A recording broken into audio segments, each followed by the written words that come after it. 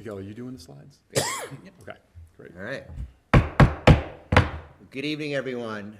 Welcome to the regular session of the Swampscott School Committee. Today is Thursday, March 12th. It is 6 o'clock. We are at Swampscott High School, 200 Essex Street in Swampscott, Route B129. I call this meeting to order. If you are able, please stand for the Pledge of Allegiance. Pledge allegiance to the flag of the United States of America, and to the republic for which it stands, one nation, under God, indivisible, with liberty and justice for all. All right, welcome everybody. Ms. Wright is en route. I told her to drive very carefully. We will start in her steed with our agenda. Is there any public comment out there? Seeing none here, is there anyone online? John or Miguel? No.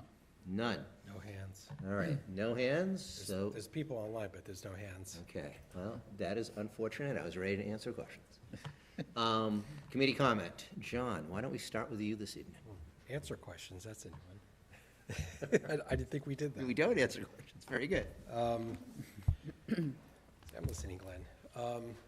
I actually wanted to make an acknowledgement and a shout out to Mr. Rovey and all the chaperones and folks that helped put together the Universal trip. My daughter was one of the participants this year. She came back and was just very, very happy and impressed with the way everything went, had a great time, great experience. So just a thank you to everybody who helped make that happen. Great. Thank you, John. Miguel? I guess my comment's going to be more for the robotics club, since I think next week is their competition thing. So wishing them all the best of luck, and excited to kind of hear how that all went afterwards as well. Great. I do have a couple just announcements and a couple thoughts for the community. First and foremost, Swampscott Black History Celebration, which has been canceled twice because of snow. You know what, I might have just jinxed it right there, I'm sorry. The Swampscott Black History Celebration is here at Swampscott High School. The new date is Tuesday, March 24th, 5:30 to 7:30. There's presentations, exhibits, Black History Jeopardy, community voices, family art and storytelling, and pizza and popcorn will be provided. The event is sponsored by the town of Swampscott, the Swampscott Public Schools, Swampscott Metco, Congregation Shara Justice for All. If you're interested, please go to shurediversity.org. That's shurediversity.org. Sorry, my accent is coming out. And it's going to be a great event. I know I will be here for that. Good luck to everyone who's going. On a couple serious notes, I'd be remiss if I didn't just acknowledge what's going on in the world right now. Leaving what's going on in the Middle East just to its own, I do want to send condolences to those at Old Dominion University, the shooting at that university in Virginia. And as well as the incident at Temple Israel in West Bloomfield Township in Michigan. Temple Israel there is the largest Reform synagogue in the U.S. They have one of the largest preschools in the country.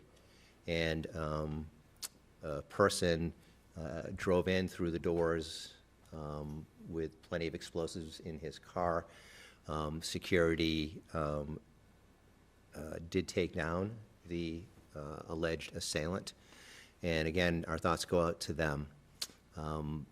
Just know that Swampscott School District is a safe place. There's plenty of things to keep us and the students safe. If you do have any questions about that, feel free to reach out to the superintendent office. This is one of those times I think that if you are concerned, please do. That's what we're here for, whether it's principal of your child's building, the superintendent. That's what we want to make everyone feel safe. I do want to acknowledge the folks who are running for school committee. Mr. Jantis, you're stuck here for another 3 years. Congratulations. I want to thank, I really want to thank everyone who called me, who took out nomination papers, who gave this a lot of thought. I really appreciate that. It's difficult. I have said this many times. I feel the school committee is probably the hardest of all the committees in this town. You're dealing with people's children, and people can, they get very, they're passionate about their children. I look forward to working with anyone who sits on this committee. If anyone has any questions, I know the three of us and Ms. Wright will be happy to answer any questions. I had one person who asked me, how long would it take me to learn about school finances? And I said, well, first of all, thank you for asking that question. And I said, if I could guide you, if you could sit in this chair and then, starting in July or June, whenever we start, and you're at this time next year and you have like a 4 of 10 understanding, give yourself a pat in the back, because that's pretty good. It's a difficult thing to grasp, but that's why you go to school committee school, that's why you take the online classes. But if you can get a 4 out of 10, that's pretty good. And that's a really great place to start, and that will get you rolling to years 2 and 3. So I look forward to working with the 2 new members at the end of the day, and John again. 3 more years. You're lucky. Well, I will say I was thoughtful about it as well. Yes. But in reflecting, there is unfinished business I want to see through, and thought it'd be a worthwhile endeavor to step up against it. Great. All right. The last thing I want to talk about, and thank you to Miguel, who did a real lot of work on this. We do have a school committee guide, and other than Miguel, we haven't had a new person on it since you first started. Well, John, a long time ago. And I know I went through it, and Miguel really went through it, made a lot of phone calls. And I'd like to throw it over to you and just tell me your thoughts and about some things some holes you found, and just where you think we should go. Definitely was a lot of information to kind of sift through and read. It's not something I feel like anybody really likes doing, but it's the part that needs to get done. There were just some parts in there around like when we have this meeting. It's supposed to be every like 2nd and 4th Wednesday. Today's Thursday, so just trying to see if we can kind of adjust to where the committee is today. Can I just interrupt you? Do you remember, so when I first started, it was on Tuesdays. And then I think it went to Wednesdays for 1 year. Do you have any idea how old that is? Were you here for any Wednesdays or all No, Thursdays? it was Thursday at 7 when I started, then we moved it back to 6. Right. So I bet that's old. Old. Yeah.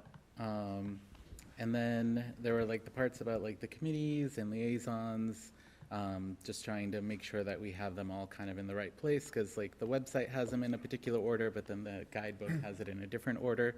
So just trying to kind of match it everywhere. And then there were just other parts where I felt like things were kind of missing that could potentially help. Because I know one of the parts was around like open meeting laws, and the part of social media isn't on there, and that's the part that I know a lot of people in the town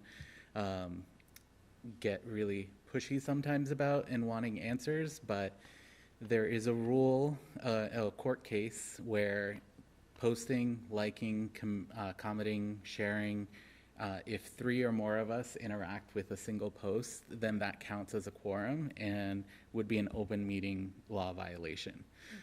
So that's why sometimes you'll see that not able to respond to certain things, or we'll ask you to come to public comment so we can hear it and then potentially discuss it at our next meeting. So just wanted to kind of bring that one up.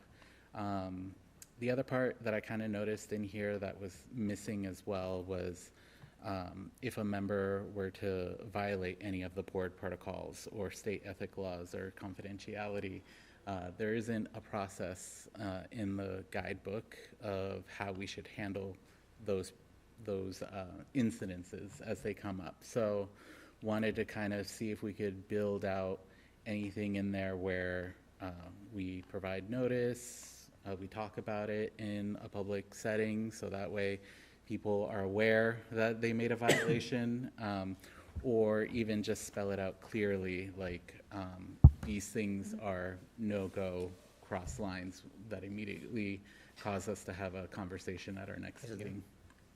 So those were some of the big things that I saw in there, and then lots of little things as well that pointed out. Great. Well, thank you for going through it. I know we're going to spend some copious time going through all of this. There were definitely some things that you pointed out that I did say, really, it's not there. So I really do appreciate that, and I really, it's what I like about what you have pointed out is, we want to make sure that we are, in compliance at all times. Especially with the sharing of data, because a lot of our data is, a lot of our data is confidential, and we don't want people to share. We don't want any committee member to share.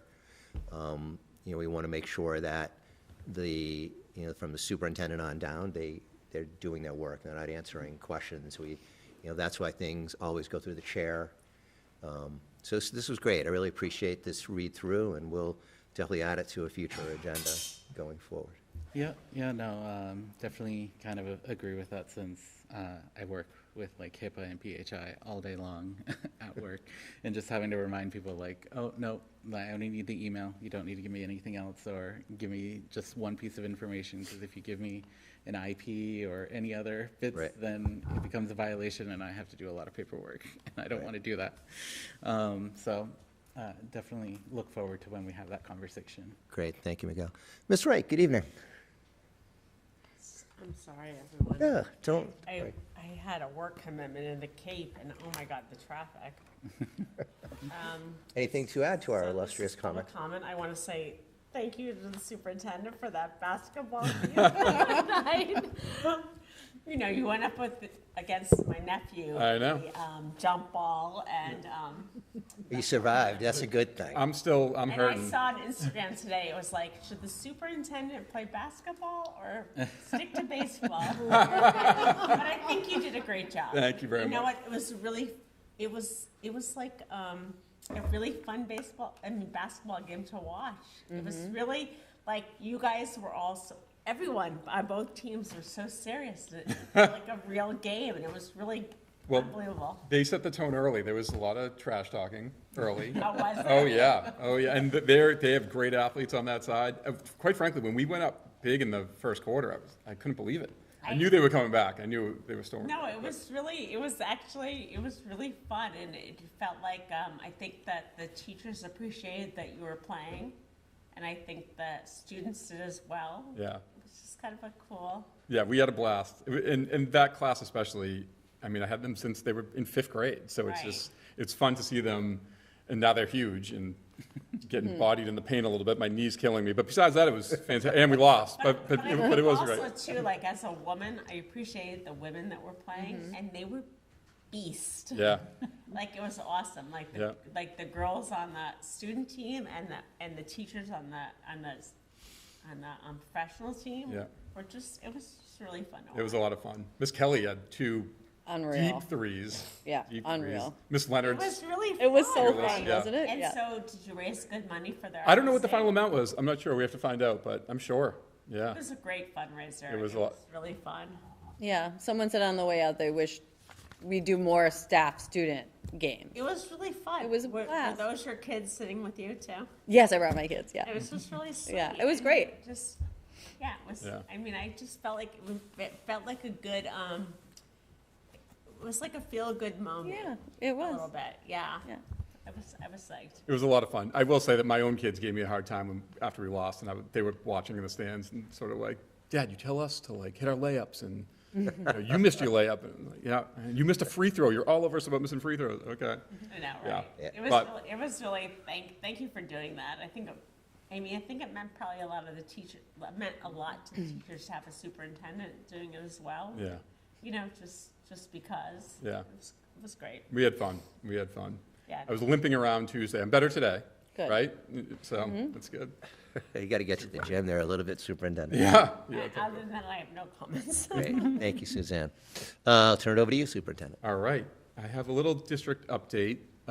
Miguel, if you could pull up the slides. So as you know, or may know, that in the summer, when I first started, we did, the whole team and I did the block party. We tried to make ourselves visible and answer questions to families. I did the farmer's market, trying to, answer questions for people. I went to every school, I still go to every school, but especially at the beginning, I was talking to families outside, things like that. So it had been a while because I've just been in the job. So we did a superintendent's coffee and just invited anybody in that wanted to talk about anything that was going on. We did a little slideshow. Some slides have been added since, but I'll give you the gist of it because I had to get some basketball stuff in here. So as you know, our whole goal is we want a culture of excellence in and out of the classroom, on and off the field. We want happy kids that are productive members of society, that are going to be proud that they went to Swampscott Public Schools.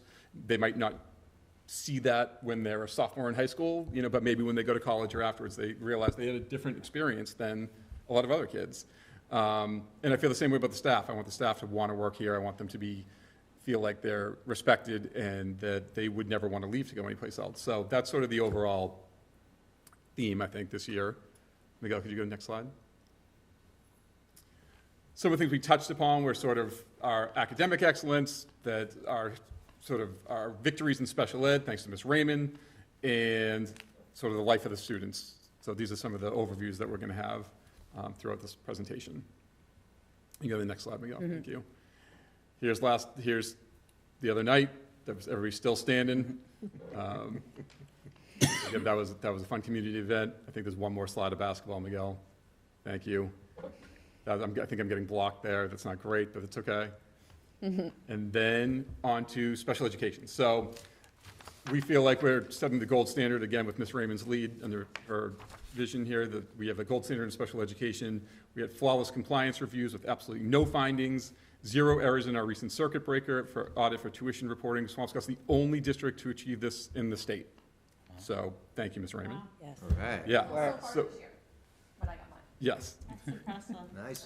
Great job. We're, pushing the envelope with the academics as well, deploying TeachTown software for our Discovery Learning Center and ST Math and other ways to sort of move the needle for all of our students. You can go to the next slide, Miguel. At the elementary school, we're starting our second round of TR, that targeted instruction that I've said from the jump. This has been the most important thing we've done in years, I feel like. We have it going K to 6 right now, 7th grade next year, and we're trying to figure out how to keep this moving. We'll talk about the gaps in a little bit, how we've shrunk the gaps so far. We have our claw behavior system, and I just thought this was awesome. The music teachers are doing a March Madness music bracket, and the kids are voting. I don't know how the kids thought to have Thriller and some of these songs that they had are just old school songs, but I thought it was hilarious. So that's happening at the elementary school as well.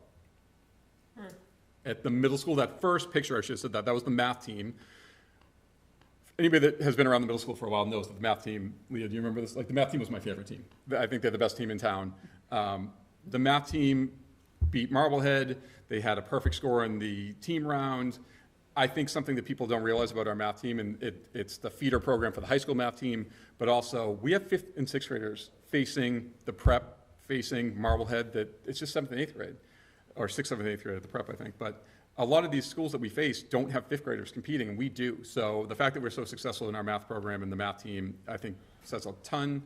The boys and girls middle school basketball teams both went undefeated this season. And you'll see, again, with our targeted instruction, the growth that's happening as well. Next slide, please. So this isn't all about targeted instruction. This is some of the, this is the tier 1 teaching that's happening as well. But if you look at our K to 4 ELA and math scores, we've had a 58% increase in grade level achievement in ELA K to 4, 102% increase in achievement from math. Then you go to 5th and 6th where we're incorporating this, and it was 27% grade level achievement in ELA and 40% in math for 5th and 6th grade. So I just feel like the kids, it's working. It's been a ton of work for the teachers. It's been a ton of planning time and collaboration time, and we're trying to figure out ways to sort of build in more time for them to do this. But it's so important, and we've seen such growth from all our students. It's been incredible, and we just know that this is going to it's going to help them all the way through. So even though we're not quite at 7th, 8th grade yet or high school, this growth is going to help them be successful as they get older as well. And again, I'll say, I'm the first to say that iReady and MCAS, it's one data point, it's one snapshot in time, but it is normed, so it's a good sort of indication of how we're doing. So these kids are taking a lot of growth, and they love it. They love going, because now the top tier students, top performing students are getting what they need. The bottom sort of kids that are struggling in certain areas are getting what they need. They're feeling more confident, they're feeling more successful, and enjoy coming to school. Have you had like people move between? So it's 12-week rotations at the elementary school, I think. So then they switch. 6 weeks, I think they did at the middle school, and then they switch. So yeah, you can move out. So if you get your skilled, if you're struggling with fractions, and then after 6 weeks, you're doing great. Okay, you're on to the next. So, yep. This has been, a lot of work in this has been years in the making, sort of trying to figure out what the right balance is. The schedule gets tricky, the time, but I think I heard Ms. Steele, Katie Phelan's line that, don't let perfection get in the way of progress, and this is what it is. So it doesn't have to be perfect, and it's not perfect, but you can see already that just trying that our scores and our kids are doing really well. So we had a beautiful mural done at the middle school. That's when you come down the science wing stairs before the library. Those are the kids involved in the project. This is in the middle school? That's the middle school, yeah. Not the high school. Right, that's the middle school. I thought it was the high school. No, Interesting. that's like if you come down Near the library, right? It's right, if you're looking at the library, that's to the right to those stairs over there. Go to the next slide. Mrs. Otto was there talking about Swampscott High School, academic rigor. We want our students to have the opportunity to go wherever they want to go in this world, and certainly in school.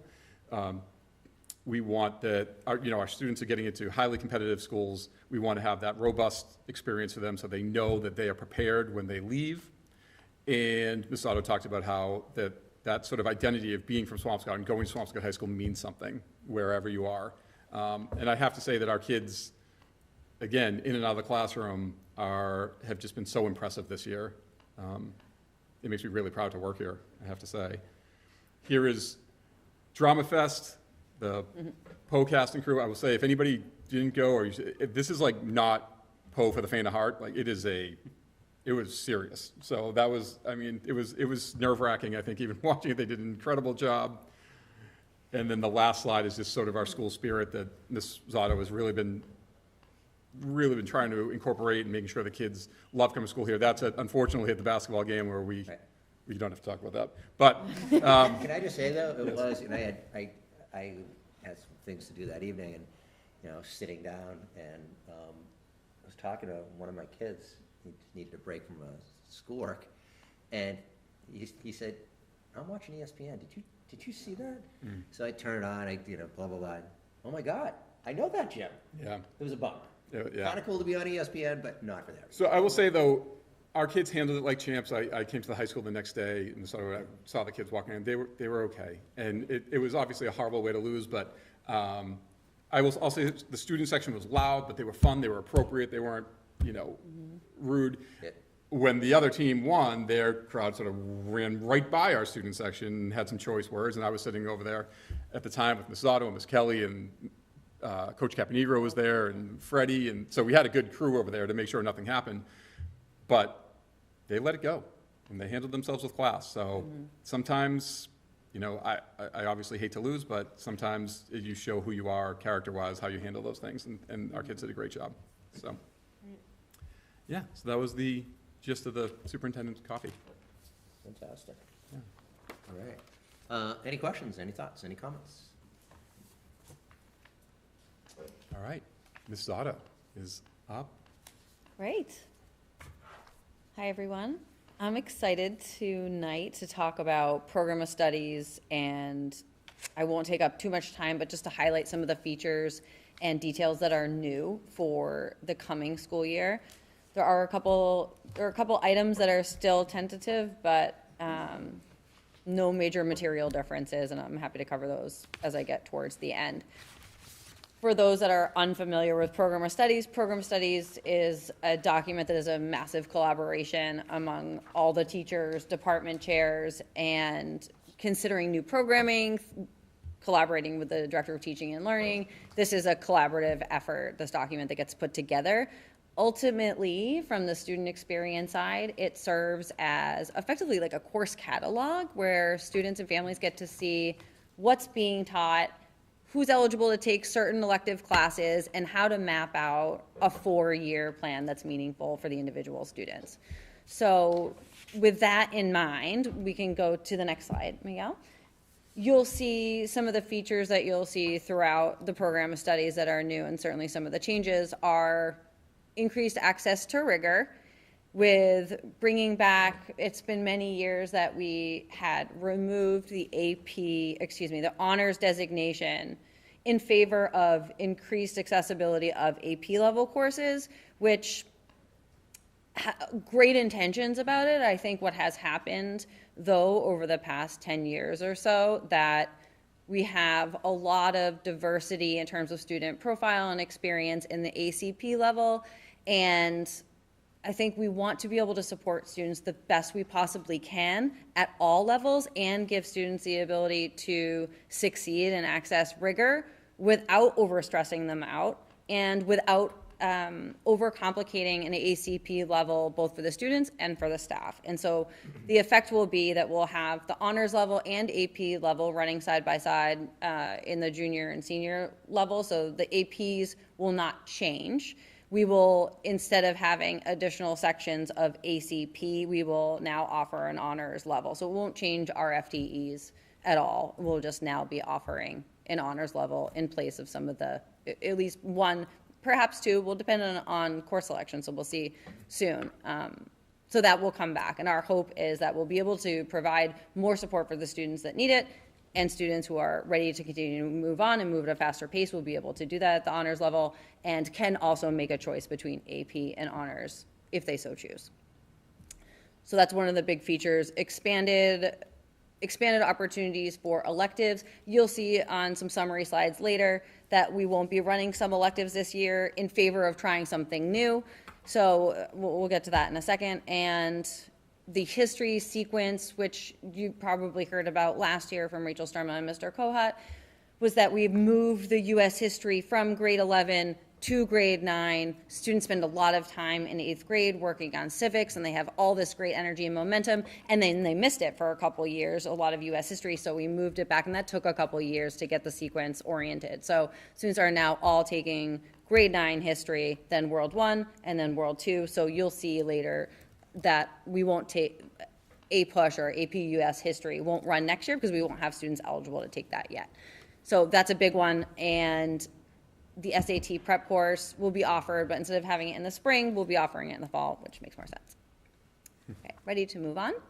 Just really quickly to run through some of the highlights of new electives in the English department. Street, poetry, a hip hop class is going to be offered, and the communication for the real world, something that ran this year alongside some of the community event that we had here to support My Brother's Table. That was highly successful, so we're going to continue that next year. That was a new elective this year that will continue next year along with the street poetry. We're excited about that. So again, you'll see in the English department, English 3 and 4 honors. Next slide, please. In math, we are going to make a little bit of a difference in curriculum. Again, won't change materially the FTEs for that department. This year we have three pre-calc classes in honors, and we'll now, instead of one of those three, will now be AP pre-calc. We're anticipating that we're gonna have enough students for that in junior year. So students will take Algebra 2, potentially AP pre-calc, then Calc honors, or AP pre-calc, or AP calc. Excuse me. So it's just, it makes sense in the continuum. It's adding to our elective choices. It's a meaningful choice for students at that level who are ready to move into that level for math. I have a question. Yes, I see two hands. Calc below calc honors. They're not, that's actually an actual true misstep on the step. They really are like this. Oh. Yeah. So on this image, they're really more like this, and they have run like that. But Calc honors and AP Calc both run senior year for the seniors. But you could take Calc Honors or AP Calc. I just have a question, just so you remind the few who are listening or will watch tape. Yeah. So in 8th grade, you take what? What's your math? You can take algebra. Algebra. Yes, so, Okay. So you take algebra, and that's we don't have honors. that's the honors, that's the one honors class we have. One honors, okay. And then when those students go to 9th grade, Yep. what are their options? So the majority of those students who have taken algebra in 8th grade, those who have really mastered it, those students go on to geometry honors in grade 9. Geometry honors, and then algebra 2, then pre-calc, then calc. Right. Let's say you didn't do that, though. There are a number of students who don't. Students who are in grade 8 math, so largely pre-algebra is what we think about that as. In grade 9, you would do algebra, grade 10 geometry, then algebra 2 in grade 11, grade 12 pre-calc. Some students, not all, will say to themselves after 9th grade, like go into the algebra 1 thinking, okay, I did grade 8 math. I don't think I'm ready for that geometry honors yet. They can do, there has been an algebra 1 honors, because those are the students that have taken algebra, but really they weren't perhaps ready for that geometry jump, so they've taken, so this year we have algebra 1 honors and algebra 1 ACP. A bunch of students in that cohort in algebra 1 honors may take the opportunity to then double up in math in sophomore year. It's not required. The purpose of taking calc in a senior year is it's more broad now than it was 10 years ago, but not all students who are looking to go to college, they don't need calculus necessarily. Students in engineering, business, biomedical science, selective colleges and universities, they would definitely prefer calc, but you do not need that. That is not a requirement. But in terms of selectivity, the AP pre-calc will kind of answer that, and it may also answer that for some of the seniors. Okay, great. Did that answer the question for Great. both of you? Thank you. Yeah. Okay, but you're right, I should change the imagery on that, Suzanne. Social studies, the new honors track, so World History 1, grade 10, World History 2 in grade 11, AP European History in grade 12. That's coming back. We haven't had that. So AP Euro, again, APUSH won't run in grade 12 next year, but it will the following year. In science, Astronomy 2, the astronomy class has been really popular, so we're going to offer Astronomy 2 as an option, and marine science. I think marine science, it'll be in the summary slide of another elective, so instead of offering, I think it's great diseases, we're going to offer marine science. That does make sense given our geographical location. So kids are excited about that, we're excited about that. I will also say that seeing the marine science is kind of amazing, since that was one of the things that I was able to take when I was in high school, but then they got rid of it. But it was very helpful for some of the other sciences later, to not just think of the normal biology kind of thing. Yeah, So good to know. excited that the students have that opportunity. Yeah, me too. I'm thrilled about it. I think it makes a lot of sense. It's a great fit.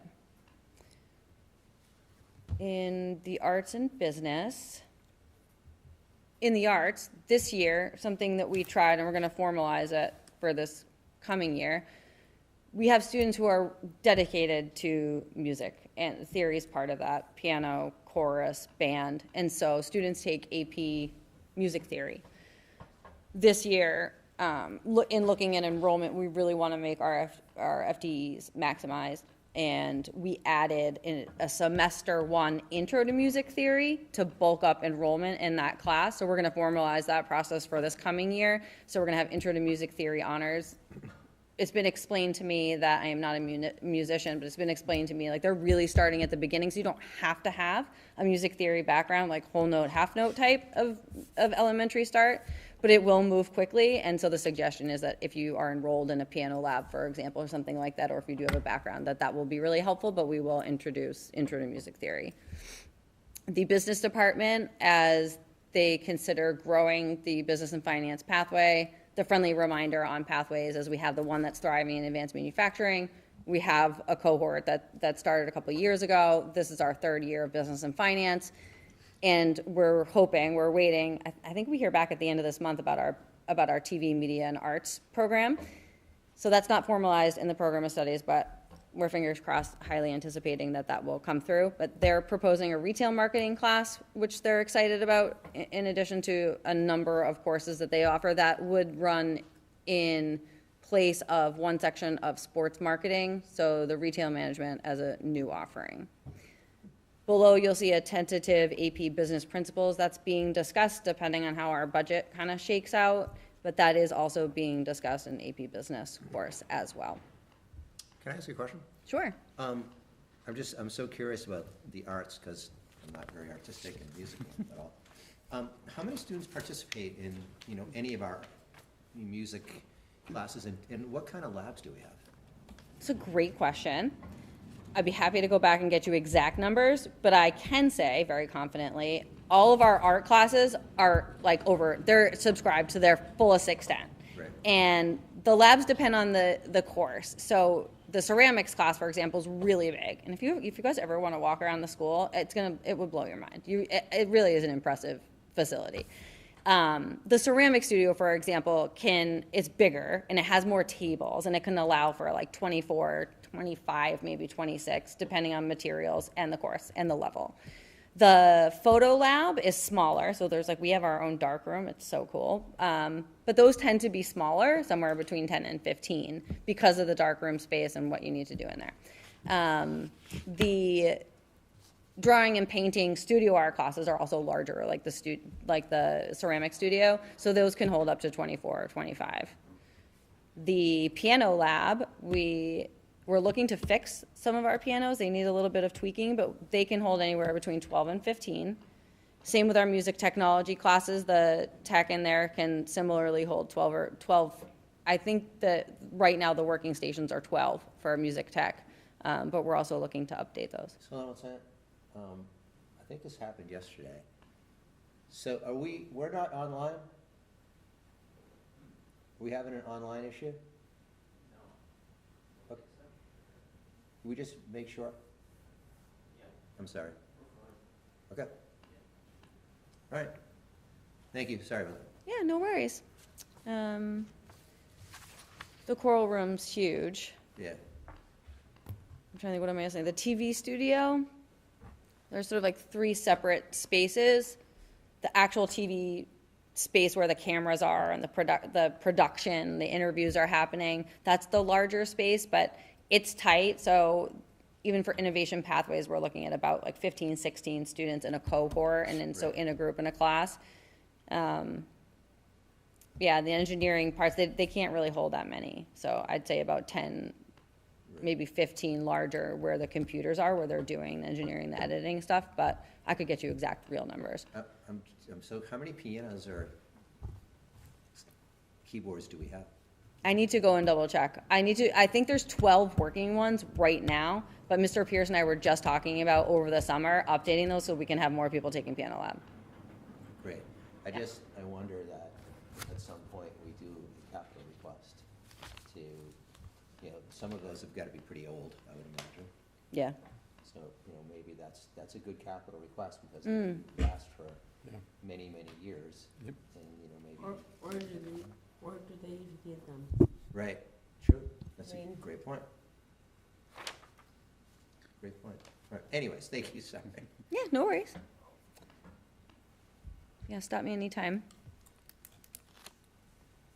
We kind of just talked about history, but 9, 10, 11, also honors. Students also have been taking, this is the first year that I've been here where the students are taking AP World across 2 years, so that's also an option. So can I just, where is AP US History in this mix? So it's not, you don't see it in this little slide. So because students historically have been taking APUSH during their junior year, because that's when the US history was happening. But because they moved the APUSH to 12th grade as an elective option, because students in 9th grade are taking US history 1 for the first time, and then World 1 and World 2, grades 9, 10, 11 respectively, APUSH will happen in 12th grade. Okay. It won't run this year because we won't have any students eligible to take it yet, but it will the following year. Does that clear it up? Thank you. Okay. Yes. Okay.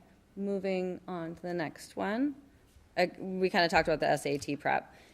The NSAS partnership, that's the former After Dark program. With our genuine commitment and investment in our Innovation Pathways program, the plan is to phase away from the NSAS partnership after the current juniors finish next year's track. And so the plan is to phase that out and continue with our investment in our project-based learning and our hands-on experiences and all the tech that we have here, and bulk that up with our investment. So that's a big change. Yeah, finally, you'll see AP Bio next year and AP Macro. Those run on the alternating. And courses not running this year, like we just talked about. I'm one more away, Miguel. Yep, perfect. AP US, race and ethnicity is not running this year. Science, like I said, no more great diseases because we're going to try that marine science. AP Chem is in its off cycle. Dystopian fiction's taking a break while we bring in street poetry and hip hop. History of Rock's going to take a break and add a section of music tech, and then sports marketing is going to take a break while we try retail management. And So these classes will be relevant next year, yes. right? Okay. And then what I did want to say too, before I forget, is we're in partnership with North Shore Community College for dual enrollment classes. So we had Comp 101 come here in the fall. We are in conversations about which course to offer next year on campus. It's highly successful when we have a student experience here where the professors come, and that's been very successful. So we're looking at some possibility, sociology, criminology, again, something like that for next year, but students in the pathway will have access to that by way of first priority. But that's also happening, and I'm sorry, I forgot to mention an arts thing that we're still in discussions about. It's an additional, it's already in the program of studies, but it's a 3D2. So we have students it's really popular, just like ceramics, but instead of having students take 3D1 and then kind of ending that, they'll get to do additional 3D2. So that is something that we're still working on. But this has been in the program of studies, it's just not running right now. So are you pretty confident that kids who need kids are getting what they need? Yes, definitely. And I think teachers have been asking for it for a while. I think students have been asking in their own way with their schedules.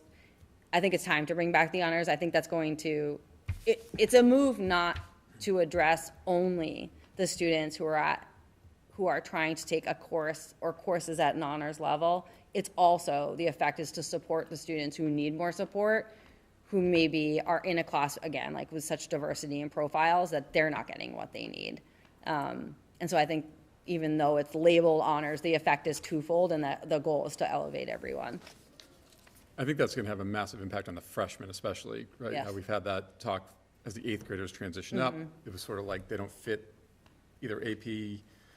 I think it's going to have that, having that option is going to be so helpful for the freshmen, I believe. Yeah. Can I just ask our student rep, do you feel like you're getting that you want here? Yeah, I would definitely say.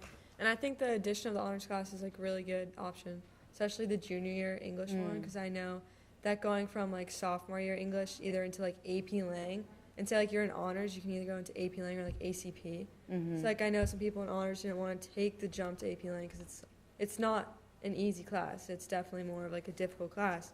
So I think definitely adding that honors English class in there is definitely going to help more kids stay challenged, like the challenge they need to become a better student. And definitely having it as like an option senior year too to continue their education in English and not just either having to choose between like an AP Lit or an ACP class. I mean, it feels good to me to hear you say that, because I know, like, you know, colleges are looking for you to take the most challenging classes that are possible, and it feels good to know that there are challenging classes. No, I mean, I appreciate you saying that. Yeah, I think it's going to be really good because for some students, I feel like that honors is the challenge that they need to continue furthering themselves. Great point. I'm Yeah. so curious, and I'll come back to you on committee comment, but so what are you taking for classes, if you don't mind me asking? Right now. Yeah. So this year I'm taking AP Chemistry, AP US History, and AP Lang. And then I'm taking honors pre-calculus and honors anatomy and what am I missing? Honors anatomy? Yeah, I'm taking 2 science classes and I don't want to know. oh, and honors Spanish. That was everything. How do you like honors anatomy? Anatomy, I really like anatomy. It's one of my favorite classes. We've been doing a lot of like dissections in that class, so it's really, if you like biology and like AP biology isn't running junior year, anatomy is a great option to take. And we've gone to dissect like sheep brains and the sheep heart. I mean, it's really engaging class, and it's a great way to like further your understanding of different, organisms of different like animals. And it's really cool to see, especially if you want to pursue like medicine in college. I think it's one of the good classes that we offer. Like, I think like you're saying a whole bunch of stuff, but it's very important to hear you as well. I was going to say, Yeah. on one respect, we talked about, music and keyboarding, and now we're having anatomy. And so it's just, and I think we all say this to the community all the time, is we offer such a diverse course selection. We really do. And we really do try to hit each and every student, whether they're sports, drama, interested in medicine, interested in music. And I think we have to cheer that, and I know we do cheer that, but I think we have to cheer that louder, and I think that's great. That's awesome. Yeah. Although I don't really like bloody things, but that's okay. Yeah. That's just me. I also took photography, like she was talking about, and we have a dark room. It was so cool to use So the dark cool. room, and like no other high school like near us, or like I don't even know in the state has a dark room. It's really interesting to see and like actually develop the photographs yourself. It's really Cool. That is very cool. I will say, I won't say the town that I was in today, but I was at another public high school today in Massachusetts, and I'm always proud to walk around and talk about our kids, and their school was so similar, but we didn't see I didn't have an opportunity to see a TV studio. Like, I saw an advanced manufacturing type lab, but ours is so advanced, and it really is. We have incredible opportunities there, and I'm not just saying that from the position I'm proud to work here alongside the kids and the staff. It's impressive what they're I doing. think it's really important that that we're saying this, that we're shouting this out, and that people understand that there's really great things happening here, and that other places in the state are trying to emulate what we do. Or I just think that people don't understand that enough, and I'm not sure what the vehicle is for saying that, or where it needs to be said. Open to all ideas about that. But it needs to be said, and I think that our town needs to understand that, that people are coming to us because we're doing really great things. Right. And I think it's really important that, like, right now, we're under budget, and there's like no one else in the state that is, right? And I think it's really important that I just think like we're doing a disservice to ourselves to not be shouting this out to the people in our community. Right. We need a marketing team. Well, we try. I know we try. I mean, even I feel like the superintendent monthly updates that I send, I'm trying to highlight all the good things that are happening in the schools. I mean, we don't want to, it's tough to, have another slide about another school and say how we compare. But I think what we have to do is, and schools historically don't do a great job with PR, because who has the time? I just like when I talk about the school, and I know, so I'm up for reelection, and I'm not running, right? And I keep telling people, school is in such a great place. Right. And it's like, people are like, what do you mean? And I feel like there's gotta be a vehicle for telling people the great things that are happening here, and how people are looking to us for the social emotional learning and the technology stuff, and all sorts of educational program that's happening here. And I think like, I don't know where that happens, but it needs to happen. Yeah, I completely agree. I mean, we have, it's just an amazing story. Not even a great story, it's an amazing story. You know, and we, you know, we here, the collective, sit in meetings and, you know, we talk about budget and we listen to, you know, people from other committees and, you know, ask, well, what goes on at the school?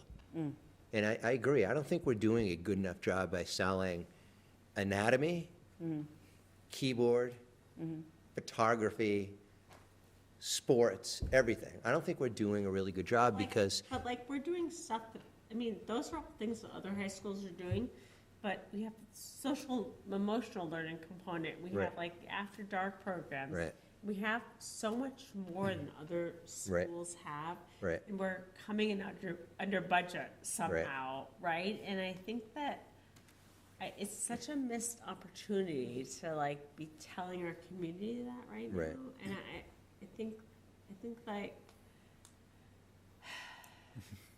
Well, I'd like to offer myself up. If there's a place you think that there's somewhere I should be going, I can talk to anyone for any amount of time. And I have lots of talking points. who is that? Like, I know. Yeah, I don't know. like, But wherever you're finding those folks who are saying, like, you know, I know we have like this, like, you know, Swampscott Current or. the but- tides. But like, it needs to be in like the North Shore paper, That's a good idea. you know, like the. The North Shore Sunday magazine? paper where they Yeah. do the North Shore. I mean, I think people need to understand that we're doing things here that are great.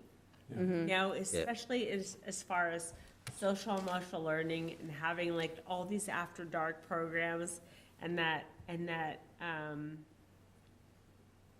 like the robust curriculum and the happy teachers that have contracts that we're doing IBB with.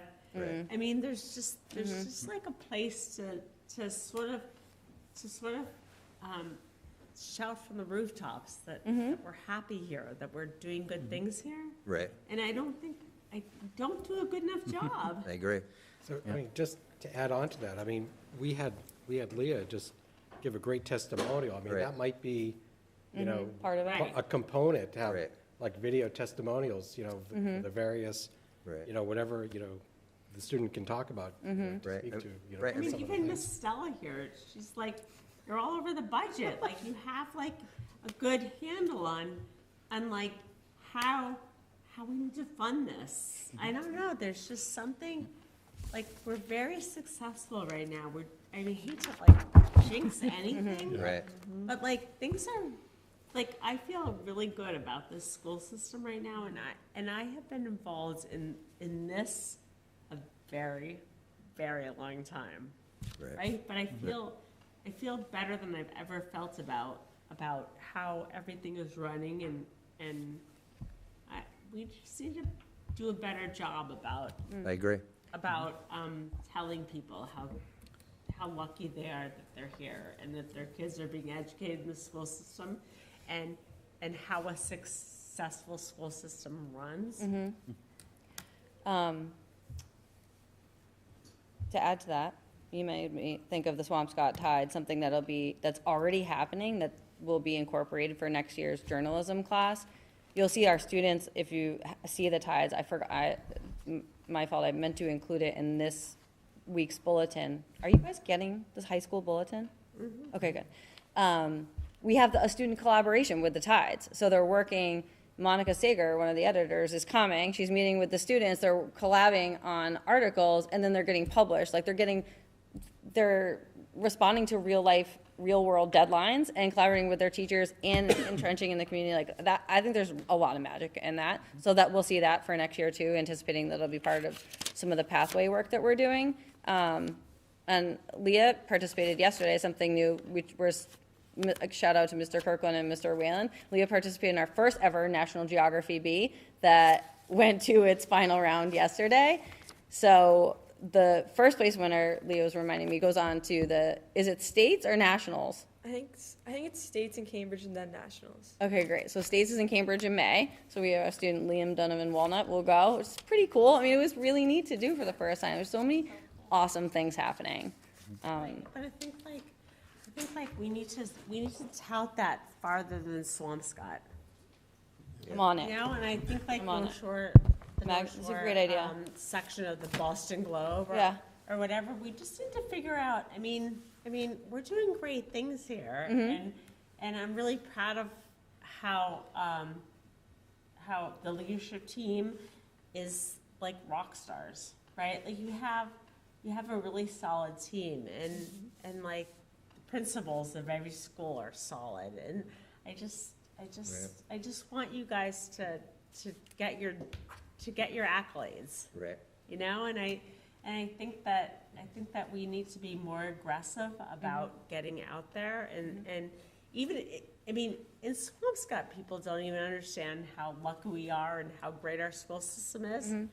Right. You know, and I think people don't understand that until it's broader, Okay, you know, and then all of Yeah. a sudden they're like, oh my God, I'm part of that. Right. super, don't know. right. Yeah, I agree. I mean, I agree. Can I ask, I'm sorry to, No worries. just a slight pivot to a No more worries. Mm-hmm. tactical question on the cyclical calendar. yes, So my question is around messaging Mm-hmm. to, I think the students probably know this is happening and what options are, you know. Mm. Yes. Won't be AP biology next year, but. I'm there so are- glad you mentioned, yeah. How about the parents or, you know, Mm-hmm. Yeah. families? Because as a parent who, I hate to say this, who hates surprises, I would want to know that, you know, 100%. if my kid messed up their schedule and if there was an opportunity to Mm-hmm. Do fix something. it Yeah, before Yes. went through, trying to plan a year ahead, yes. you know, have everyone informed. You're right. Thank you so much for saying that. The final part that I wanted to communicate is this is kind of our first step. We are ready to launch Monday, March 16th. The counselors worked so hard. They put together the presentations. The info launches on Monday. And I'm going to the middle school with Rachel Sturma, the director of school counseling. We'll do that next week. We're going to get the middle school on board. The program studies will be blasted out. There'll be all sorts of informational communication that comes out, opportunities to come in person. And then following the teachers doing the recommendations in Aspen for the students, then students are able to get on Aspen and enter their electives, but then each grade, and this is something unique also to our school, is for years every student has to meet individually with a school counselor. So they go over all the recommendations, they make sure all the paperwork is signed. If there is going to be an override of the teacher recommendation into a different course, and they'll make sure they've got all the graduation requirements, and they go over the elective stuff. So that happens all through the month of April. Then we start building the schedule. So you're right, it's the first step, but there will be a ton of communication that comes out after today. Yes, Great. thank you. This was great. All right, just keep us updated. This was fantastic. Thank you. Thank you for your support, and thanks for Sure. taking a look at all the stuff. Appreciate it. Thank you, Emily. All right, John needs to go for a couple minutes, so could we Okay. just quickly go through the calendar? Sure. So, Miguel, do you mind pulling up the calendar? But the big differences are, we're starting, well, not even a difference, we're starting on August 31st for faculty and staff. 9/1 is an election, so if we started any earlier, we would have had kids on their second day of school, essentially Right. at the high school not being able to have school because of the election or a half day. So we're starting on the 31st. First day for kids will be the 2nd. The big highlights are, we have a half day, let's skip around, but if John has to go, we have a half day on Good Friday to sort of take back a day just in case of the snow and because we have a late start. We're having one less PD day. That's just gonna be a full day of school. We had that PD day this year in January, so families got back, students got back to school, and then on that Wednesday, we had a half-day PD. It just did not Right. take. So we're gonna have one less PD day. We're gonna have one less SMS conference day, because we're very cognizant of the half-days and the impact that it has on families. And those are the main differences throughout the calendar. All right, so just to make sure everyone knows, because we've only been asked a few times. Teacher's first day is the 31st of August? Correct, Not the 24th of August? It's Correct, the correct. 31st of August, okay. correct. And students come back, you sure it's not the 24th of August? September 2nd. All right, and And- kids come back September 2nd. Yep, All right, are you looking for a vote from us? that'd be great. No. Do we have any discussion about the calendar? Does that push out the last day of school? Last day of school right now, before snow days, is the 16th. All right, so we have plenty of time. Okay. In case there's a repeat of this winter. Yes. Any other questions? Lee, I tried to get you here earlier. This is great. I love starting in September. There you go, Leah. Mr. Kalishman. Yes. Have you had much feedback about conference days, and is it enough? Is it? So I feel like the high school seems to be enough, elementary enough. We had, a few years ago, the reason we went to the 3 half-days of conferences at the middle school was because there wasn't enough. And so teachers ended up going out further into their, 2 months out, having conferences during their prep period. Right. We're going to tweak it a little bit. We're in the process of tweaking it so there's more nighttime, which will help because those are the sought-after So conferences. it looks like there's 2 day and 1 night?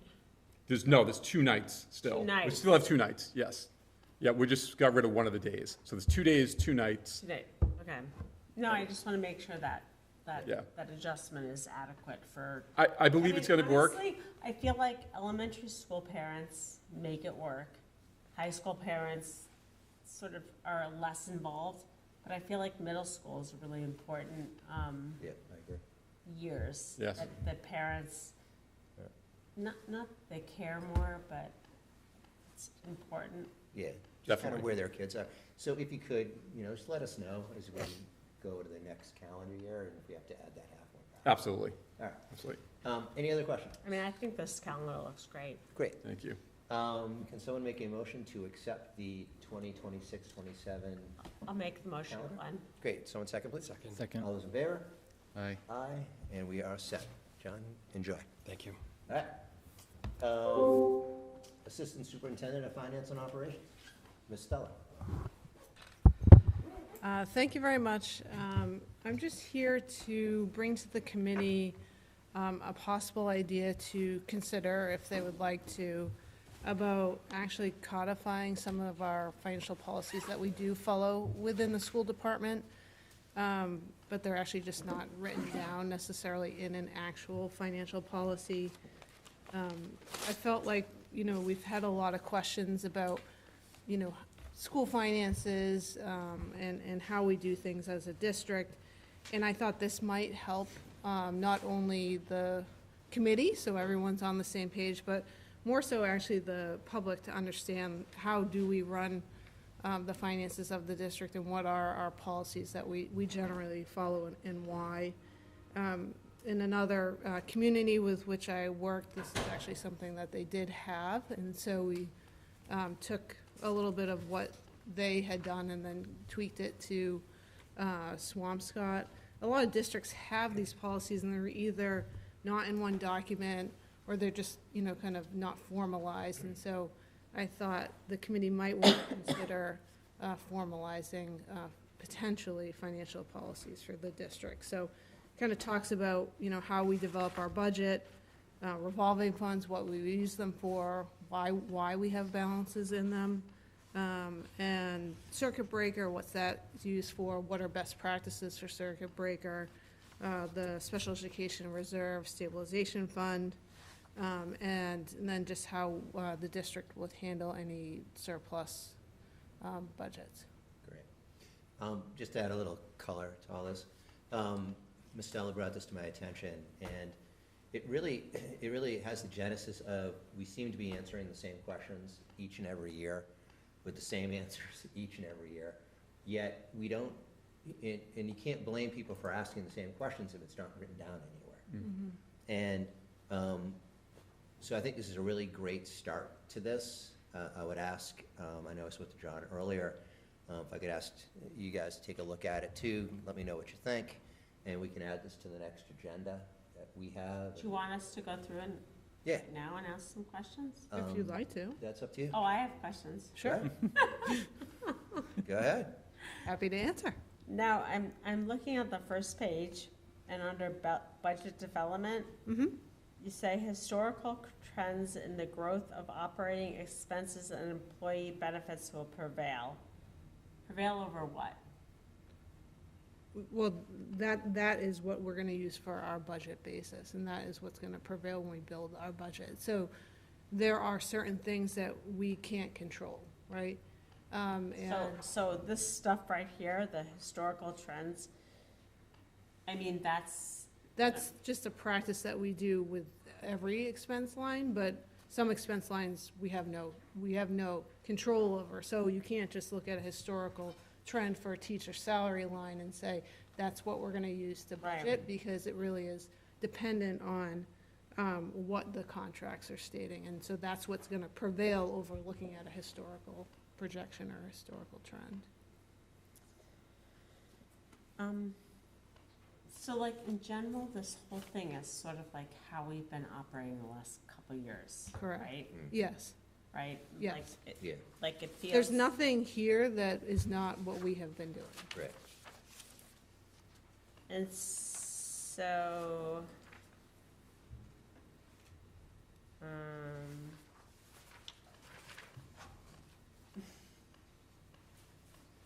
so this is what we've been doing, and we're just codifying what we've been doing.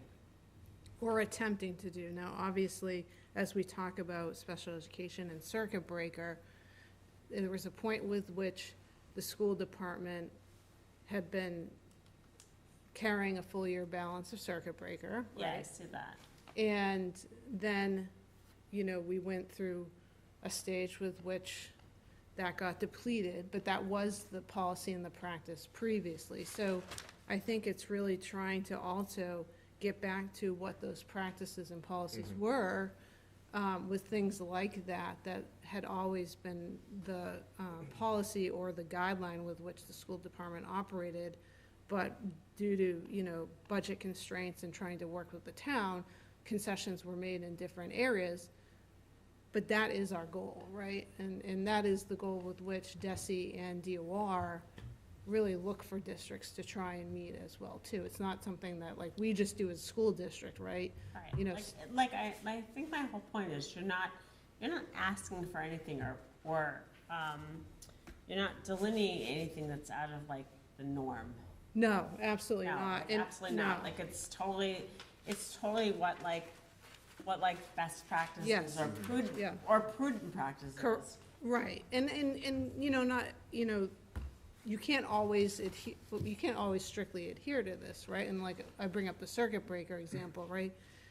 Certainly, we are not at our best practice for Right. circuit breaker. Right. And so there's gonna be years with which this is the policy in our guideline, but there, I'm just gonna use our neighboring community, Marblehead, right? Their policy for revolving funds is that they keep a full year of revenue as a balance in every single revolving fund. Now, I guarantee that now that they're going through what they're going through with this budget, they're probably flexing that a little bit. But what that is allowing them to do is meet the level funding requests from the town without laying off 40 teachers, right? Right. And that is one of the reasons why I really wanted to highlight revolving funds in here, because there is a reason and a purpose with which school districts have them, school districts keep balances, that is the norm, that is the standard practice, and if anything, what we're doing, or what we're suggesting we codify in this policy is something a little bit less than other communities actually do. Right. What I like about it is, especially with new members coming on, that this really does codify what we've been doing forever. And so not only is it going to, I think, help all of us, but it will help us as we go explain this to the community. This is a policy, right? Every year, the finance committee of the select board says, this is our policy on growth, okay, because it's written down. Right. So we will have a policy. So what I, ask, and I'll ask it of John too, why don't we go, take a look and bring this back 2 weeks from now? Because I know I have a bunch of questions, but I want to put them in writing, send them back to you. And What's then- our, like right now you have for revolving funds, you have the minimum balance of 5% and a normal balance of 10%. What are we averaging right now? So, we ended FY '25 at 4.4, Okay, that's, and as of the end of February, we were at 4.8%. And like I said, so the goal is to have that at 10%. that's the goal. Yep, that's where we would like to be, and the reason why is, and, because we have planned expenditures coming out of these revolving funds. There's staff that we pay out of them. Right. Expenses we pay out of them. And revolving funds are fee-driven, right? And so that is why also Marblehead says they want 1 year Right. of revenue, because then there's a buffer, because there are times with which people don't pay fees, they come in late, there's timing issues. God forbid we end up in a situation where the state government has a huge budget reduction, our circuit breaker gets cut. That's one of the reasons why you want to have the circuit breaker there, because we have planned expenditures coming out of these revolving funds, and so So you like, can't deplete them and then have no money in them right. for the next year. So like what you're asking in this policy is nothing different than what we've been doing, Correct. basically. Right. I mean, this just codifies sort of what we've been doing all Correct. along. Right. All right, so why don't everyone go back, take a look, and we'll add this to the agenda. for the Yeah. next meeting. And you Great. guys, feel free to go in, and it's Yeah. in suggestion mode. You can put comments Great. in there. Where does the special education reserve fund, if it's over 2%, like we're trying to keep 2% in there, where does it go if it's over 2%? Back to the general fund? Right, so if you recall, actually at special town meeting, we requested the town actually rescind the free cash article from last May Yep, of 400,000, because we were going to bump right up against that, right, and potentially more with the Medicaid coming in. right, And so, at the end of the day, I'll be honest with you, nobody is policing that. right. And in fact, the state has said that. But as good financial stewards of our money, and as the town and working with the town, if we, for some reason, were bumping up against that, we would do the same thing and recommend to the town an article to move the money out so that we were in compliance with what Right. DESI states. Great. So my last sort of question is, on the last page, the prepayment of expenses. Mm-hmm. Like, what's that paragraph about? So, school departments are allowed to prepay 3 Like months. tuition? Tuition, correct. And that's what that is referring to, is prepaid tuition. The issue is once you get into that habit, you have to continue that, otherwise it creates these ups and downs in the budget. And so in an effort to, not that you, and it's not saying the school department can't do that, but try to avoid that, because then you have these ebbs and flows. But like, this policy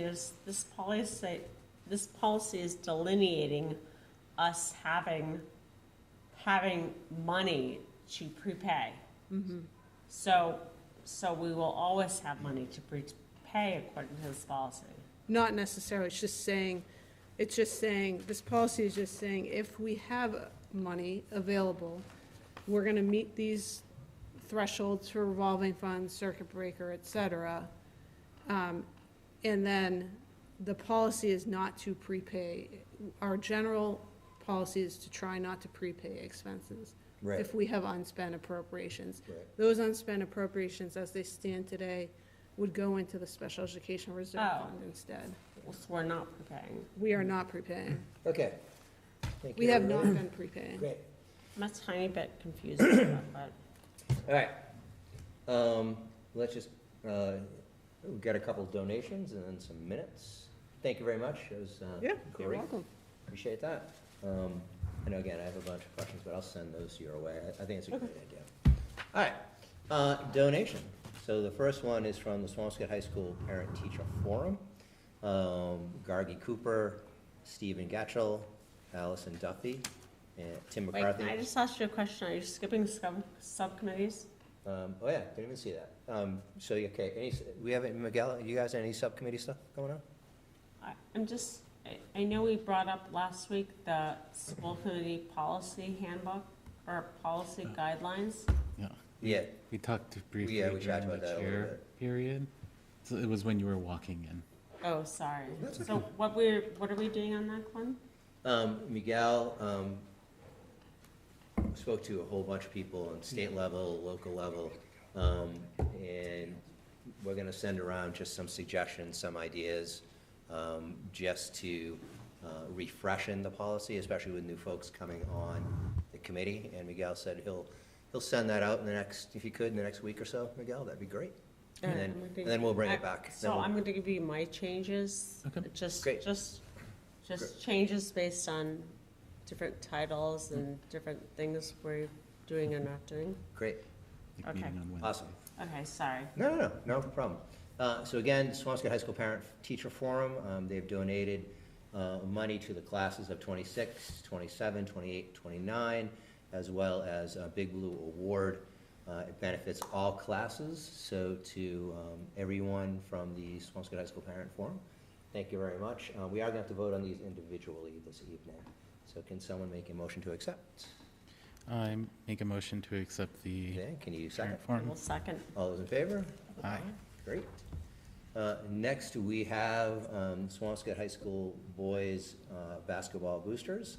And this was a donation to pay for an additional coach for the boys' high school team. Thank you very much to the boosters. Obviously, it was very well spent on the success this year. Thank you very much. That's just how our school system just continues, and the parents just very gracious and generous, so thank you. Can someone make a motion to accept? Make a motion to accept the donation. I will second. All those in favor, say aye. Aye. Aye, it's great. And the last two things, again, we have to do them separately. Regular minutes from February 5th, unless anyone has any questions, can someone make a motion to accept?